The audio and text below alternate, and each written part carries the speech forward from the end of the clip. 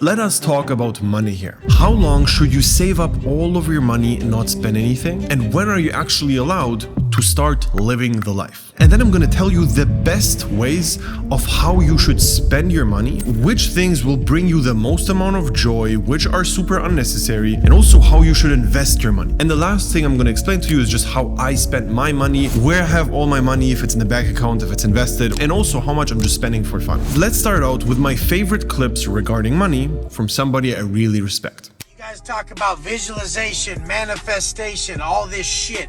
But let me show you how your thoughts are not aligned with your outcomes financially right now. So everybody always asks me if they should make certain financial moves, and I tell them this story. I was living in a $3,000 a month loft in San Diego, and I wanted to move upstairs, a better condo, but it was $6,600. I had been making bank at the time, but I didn't really want to take the risk. I asked one of my mentors at the time. I said, hey, should I move upstairs? It's $6,600 a month and my current place is $3,000. He laughed when he looked at me. He said, Wes, you're not planning on making fucking less money, are you? That has been what I have used this whole fucking time. Every time I was worried about a financial choice that I wanted to make, I told myself that. First of all, that was Wes Watson. I love that guy. He is just on top of his game. He's making like $2 million a month on 80% profit margins.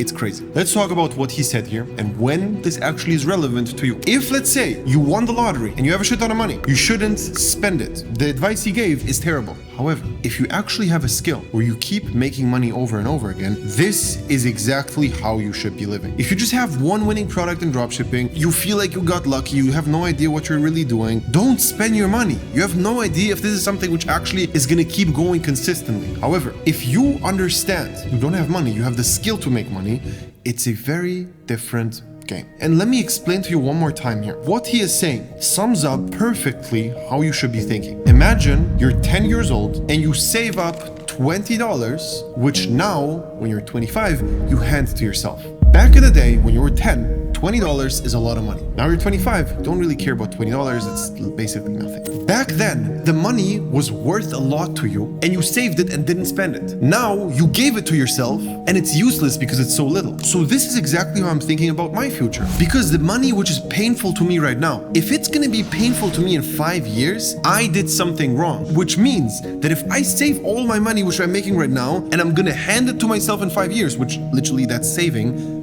I just fucked myself. I saved unnecessary money, which I'm not gonna care about, but now it's painful to save it. So why the fuck should I do that? It doesn't make sense. And this is something which nobody's ever gonna tell you when it comes to accounting and all these people who are gonna explain to you how money actually works. But this is how you should be thinking when you actually have a money-making skill. Money is not a thing which you should be saving and holding for your retirement. Because when you're retired, you should have so much money that your saved up money doesn't matter. This is the mindset you should always have after you have a money-making skill. You shouldn't have false self-confidence at all before you prove to yourself that you actually are able to. Because if you take Wes Watson here from the clip, why he is so confident that he's gonna do more? Because so far, he always was only doing more and more and more money, and also all the other things he wanted to achieve, he actually did achieve. He literally has spent 10 years in prison or so, and is very confident in himself of getting shit done. So his confidence is based on his actual experiences and the things he achieved. You should literally not be that confident if you haven't achieved shit. Don't spend your money if you don't know if you're gonna be able to keep making more money. And it's a big mistake to start thinking, all right, I'm this big millionaire guy because you basically manifested it or have this money-making mindset. That's not reality. You have to be realistic and understand, if I just keep doing what I'm doing, it's going in the right direction. I'm gonna learn more skills. I'm gonna have more employees, more money, more everything. So I'm gonna make more money, obviously. So now that we have this established, let's talk about what you should actually spend your money on, which is gonna give you the biggest returns on your investment, not in terms of more money, but in terms of enjoyment, fun, and a better life. I would personally say that from all the money I've ever spent, gifting is worth the most to me, and I've gotten personally the biggest ROI on gifts. All right, so giving my family a bunch of money and stuff like that, it's something which I personally gained more from than anything else I've ever bought. Just keep this in mind, and I'm not gonna pretend like I'm this nice guy and I'm doing it for everybody. I genuinely feel better when I give. I think this is very natural to most of us. I see two different things of giving. For example, I can donate to a village in Africa which needs my money more than a family member in Germany who has decent amount of money in his bank account. He's not starving, he doesn't actually need money. However, I personally feel better about giving it to my family member. Why?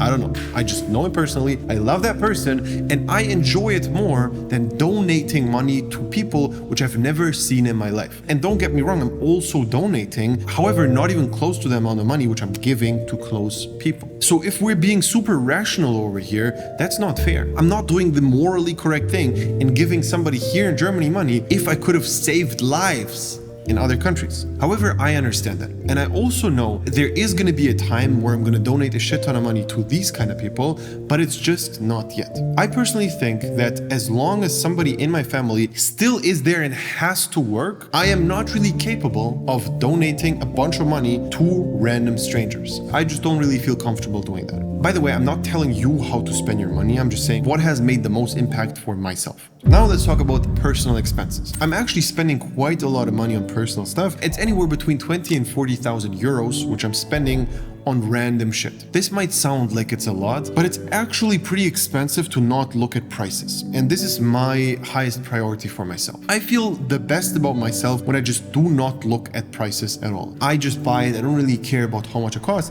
I just pay. And I don't really know why it makes me so happy, but it just does. Expensive Airbnbs and hotels, from all the material things I'm spending my money on, is the thing which gives me the biggest return. I don't really care which car I arrive with to the hotel or Airbnb if the place I'm actually staying at is amazing. Especially really nice views and private jacuzzis are the two things which are super important to me. And when it comes to money, I would say that making money is way more important than investing money or saving money or getting 10% on your money on ETFs. That's just something which I personally see as not that relevant. And I know a couple of you geeks out there are gonna disagree with that completely, and you're gonna say, no, you have to invest your money here or there, you need to do this, but I don't wanna deal with it. I just don't wanna think about it at all. And I have a story here which I wanna tell, which sums up really, really well where I just have this ability from, where I don't care about unimportant things. Around a year ago, my grandfather passed away, and my uncle had to go to him basically in Russia and organize the funeral and make sure that everything is handled. So he was there in his old apartment where he grew up. At this point, he's already like a 50-year-old man. He's there in his apartment and he remembers how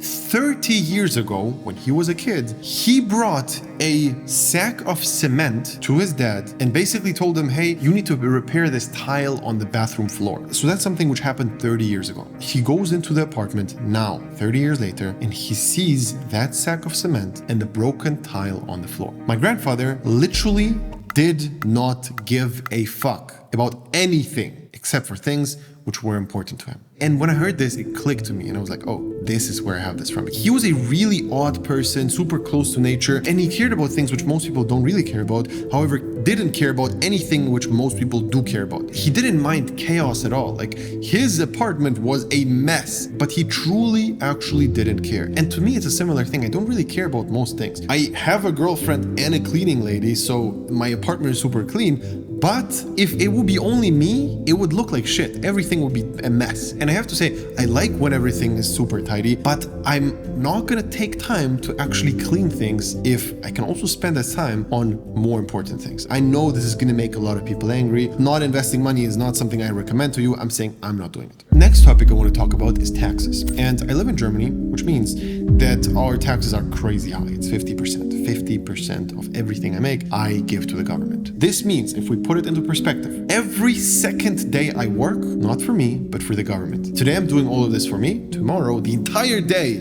I'm gonna work for Germany. This also means that this year I'm gonna work for myself, and the next entire year I'm gonna spend working for this government. Half of the time I spend is not for myself, it's for Germany. Do I care about Germany? Not at all. Do I care about them politically? No, I disagree with most of what they're actually doing. But it doesn't matter because I'm officially supporting them with half of my money. The question is, why the fuck would I do that? It's a good question. because in the beginning, I didn't have the answer to that. And there's two answers. Number one, in Germany, you actually have to pay a huge tax if you want to move out. They basically see moving out of Germany as an exit. And on an exit of the company, you have to pay a huge multiple. They literally take your company's last year's profit the entire year, and then they multiply it by 11, because I guess that's how much the company would be worth. So let's say $1 million times 11 million, and on that I'm gonna have to pay about 50% tax. So that's like $5.5 million in tax, just have to throw out if I want to move out. However, there are a bunch of ways around it where you basically file bankruptcy on that company, open a new one, and then this company doesn't have any taxes. You can actually figure it out where you can pay less, move out, and basically do it that way. So why don't I do this? The answer is because of one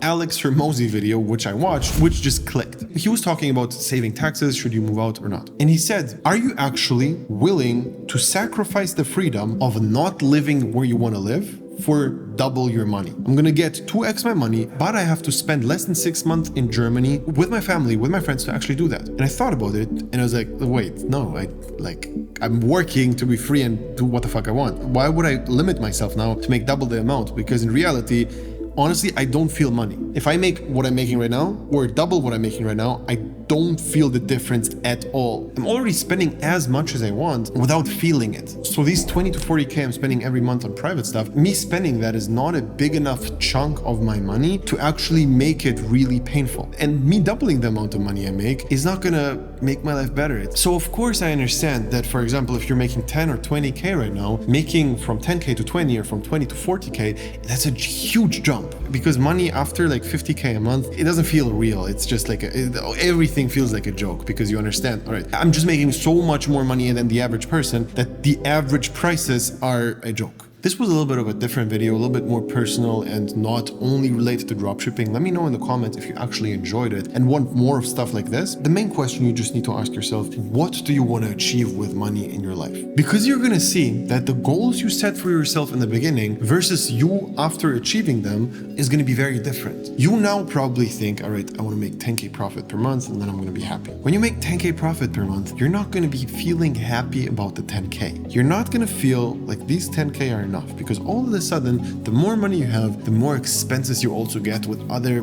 things. Because you start treating money a little bit more lightly, you're gonna see, all right, actually, I do need more. And then you make more, and then again, I do need more, I do need more. And it's always gonna keep growing like that until you actually are at a point where you just don't feel money at all. I've been in this whole business bubble for around 6 years now, and I've seen a bunch of different business models, a bunch of different businesses inside of dropshipping, and if I'm being honest here, I've never seen a better opportunity for beginners than TikTok Organic. To actually get to your first like 10K profit per month, there's nothing better. Literally nothing better if you have 3 to 4 hours per day, every day, consistently to invest into it. And if you truly want this, these 3 to 4 hours are gonna make you enough money so you can quit your job, and then you can start doing this full time, and then you're obviously gonna reach your goals even faster. Every single week, we post a new person crushing it inside our program. At this point, it's undeniable that the strategy actually works, and it's better than anything I've ever saw online. I did not see a better system than what we have currently going. And this just shows with the case studies, with a situation like Mikey again. Currently, we're documenting a bunch of other people's journeys. And if you also want to get to the point where you truly don't care about money, you can click the link below, sign up for a call with us, and we'll find out if it's a good fit. If yes, we're going to start working together, and I'm going to tell you everything we know